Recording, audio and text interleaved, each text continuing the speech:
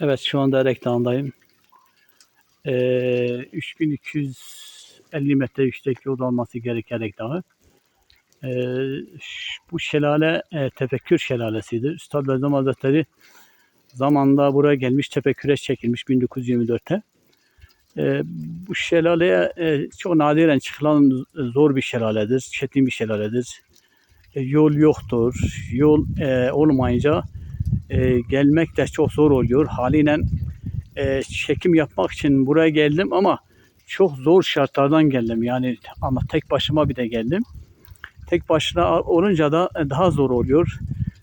İster istemez insan korkuyor. Burada her türlü vahşi hayvan denk gelebilir. Bütün tehlikeyi güzel alarak geldim. Sizlere güzel bir çekim yapmak için, bu anımıza bu güzel şelaleyi tanıtmak için elimden geleni yaptım.